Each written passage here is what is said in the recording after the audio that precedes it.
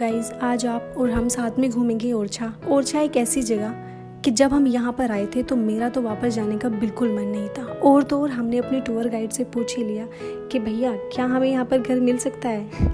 उन्होंने भी हमें सपोर्ट किया हंसते हुए और कहा कि क्यों नहीं, हम आपको दिला देते हैं। खैर हम अपने एमपी के टूर से ग्वालियर कवर करते हुए बाइक से ओरछा तक आ गए थे। ओरछा एक राम नगरी है। यहाँ पर भगवान राम भगवान की तरह नहीं बल्कि एक राजा की तरह पूजे जाते हैं। हम आपको दिखाएंगे कि भगवान को मंदिर में होना चाहिए, लेकिन यहाँ पर तो कुछ और ही सीन है। भगवान यहाँ पर मंदिर में नहीं एक महल में विराजमान होते हैं। क्यों?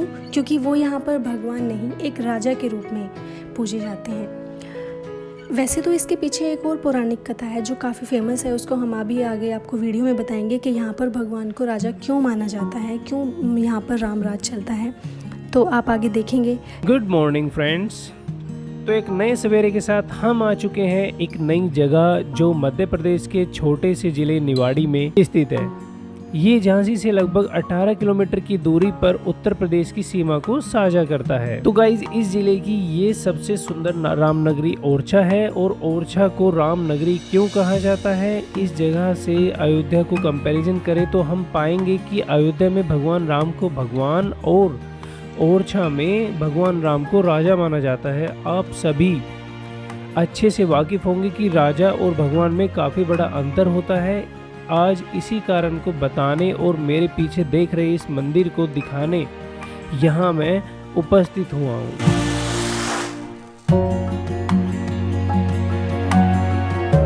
ओरछा के तीसरे राजा मधुकर बुंदेला भगवान श्री कृष्ण के ग्रेट डिवोटी थे और उनकी पत्नी गणेश कुंवरी भगवान राम की अनंत आराध्या थी।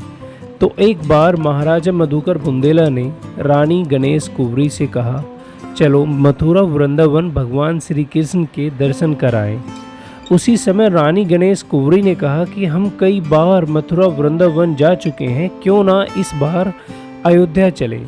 भगवान के जन्म का समय नज़दीक है। तो राजा को ऐसा लगा कि उनके द्वारा मेरी बात ठुकरा दी गई। रानी को बगैर बताए अपनी कीर्तन मंडली के साथ राजा मथुरा वृंदावन के लिए चले जाते हैं। लेट पहुंचने के कारण यहाँ पटबंध मिलते हैं। तो मंदिर के असेंबली हॉल में संगीतकार और नर्तक बैठ जाते हैं राजा के साथ।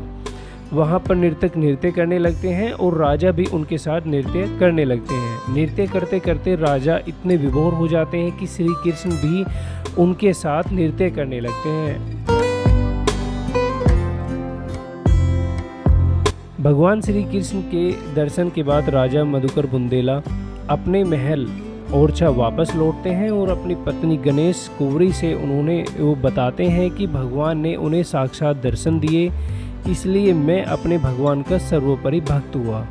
तो दोनों में इस बात को लेकर आर्गुमेंट हो जाता है और वो रानी से कहते हैं कि तुम्हें अपनी भक्ति को सिद्ध करके दिखाना होगा। रानी ने कहा कि वो कैसे? यदि आप अपनी आराध्य राम को अपने राज्य लेके आ सको, चाहे वो किसी भी रूप में आए, तो आप अपनी आराध्य भगवान राम की ग्रेट डिवोटी होंगी, अन्यथा नहीं होंगी।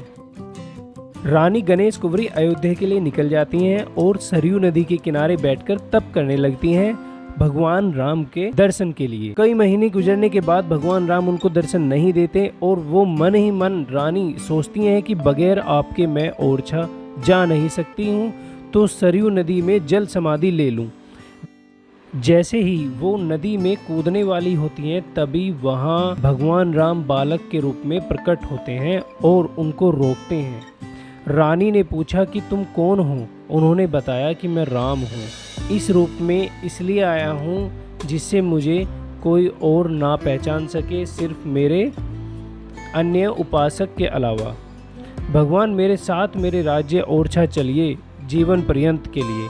तो बात सुन भगवान राम ने कहा कि मैं आपके साथ चलूँगा, लेकिन मेरी 3 शर्तें माननी होंगी। वो क्या? पहली शर्त, अयोध्या से ओरछा तक साधु संतों के साथ मैं मूर्ति के रूप में चलूँगा। दूसरी शर्त, महीने में सिर्फ 1 दिन यात्रा होगी, 26 दिन का विश्राम होगा। तीसरी शर्त रखी गई कि मेरी मूर्ति का विराजमान जहाँ एक बार हो जाएगा फिर उसको बदला नहीं जाएगा।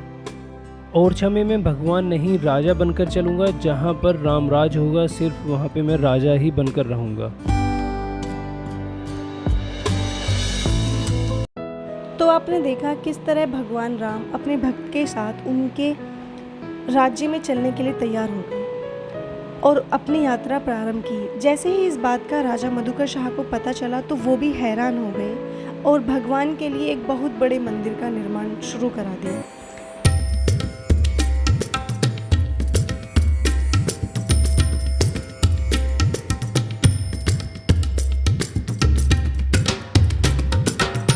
सोलहवीं शताब्दी में मधुकर शाह ने भगवान राम के लिए इस विशाल मंदिर का निर्माण कराया, जो जस्ट रानी के महल के सामने था। जिस वजह से इस मंदिर का निर्माण रानी के महल के सामने इसलिए कराया गया जिससे रानी रोज़ सुबह उठकर भगवान राम के दर्शन कर सके। जैसे ही भगवान राम अपनी शर्त के अनुसार एक लंबे समय के बाद राजा बनकर ओरछा लौटे, तो चतुर्भुज मंदिर का निर्माण जब तक अधूरा था वो पूरा नहीं हो पाया था। इसीलिए भगवान राम की मूर्ति का विराजमान रानी गणेश कुंवरी के महल में करा दिया गया। मंदिर का निर्माण पूरा होने के बाद जब इस मूर्ति को वहाँ से उठाने की कोशिश की गई तो कोई भी इस मूर्ति को वहाँ से नहीं हिला पाया, क्योंकि भगवान राम ने अपनी तीसरी शर्त में ये पहले ही कह दिया था कि वो एक बार जहाँ पर विराजमान हो जाएंगे वहाँ से उनको नहीं उठाया जाएगा। जिस वजह से ये इतना विशाल चतुर्भुज मंदिर आज सिर्फ दर्शकों को देखने के लिए रह गया है और उनकी पूजा होती है रानी के महल में, क्योंकि भगवान राम उस बालक स्वरूप मूर्ति में आज भी इस महल में विराजमान है, ना कि इस मंदिर में। भगवान राम यहाँ पर राम भगवान के रूप में नहीं बल्कि एक राजा के रूप में पूजे जाते हैं। राजा राम के लिए सुबह 6 बजे मंदिर खुलने पर मध्य प्रदेश पुलिस का एक सिपाही हर रोज़ सलामी देता है, जिनकी सुरक्षा में स्पेशल गार्ड लगाई जाती है। मंदिर में मध्य प्रदेश पुलिस के अलावा पैरामिलिट्री भी मौजूद होती है। मंदिर में श्रद्धालुओं की बहुत अधिक भीड़ रहती है। मंदिर के अंदर मोबाइल, कैमरा, कोई भी इलेक्ट्रिक गैजेट्स यूज़ करने की परमिशन नहीं है। हम यहाँ पर सुबह जल्दी ही पहुँच गए थे।